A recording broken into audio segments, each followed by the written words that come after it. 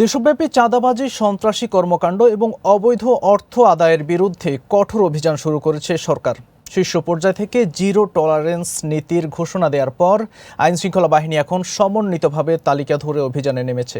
রাজধানীসহ দেশের বিভিন্ন এলাকায় ইতিমধ্যে শতাধিক ব্যক্তিকে গ্রেফতার করা হয়েছে এবং চাঁদাবাজ চক্রের বড় নেটওয়ার্ক শনাক্ত করা হয়েছে। সরকারের নির্দেশনায় চাঁদাবাজ, মাদক কারবারি ও অবৈধ অস্ত্রধারীদের বিরুদ্ধে যৌথ অভিযান পরিচালনা করছে পুলিশ, র্যাব সহ বিভিন্ন সংস্থা।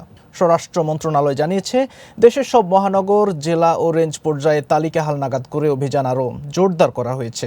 ঢাকা মহানগর পুলিশ জানিয়েছে, গত 5 দিনে রাজধানীতে মোট 546 জনকে আটক করা হয়েছে। এর মধ্যে চাঁদাবাজির অভিযোগেই গ্রেফতার হয়েছেন 173 জন। ডিএমপি সূত্রে জানা গেছে, আটক ব্যক্তিদের মধ্যে 35 জন তালিকাভুক্ত চাঁদাবাজ এবং তালিকার বাইরের আরও 48 জন সক্রিয় সদস্য রয়েছেন। এছাড়া ছিনতাই, সন্ত্রাস ও ডাকাতির অভিযোগে আরও 64 জনকে গ্রেফতার করা হয়েছে। ডিএমপি কমিশনার মোহাম্মদ সওরার বলেছেন, কোনো ধরনের তদবির বা সুপারিশে চাঁদাবাজদের ছাড় দেওয়া হবে না। তালিকা অনুযায়ী নিয়মিত অভিযান চলবে এবং অভিযুক্তদের অন্য কোনো পরিচয় বিবেচনা করা হবে না। এমনকি কাউকে ছাড়িয়ে নিতে তদবির করলেও তাকেও চক্রের সহযোগী হিসেবে দেখা হবে।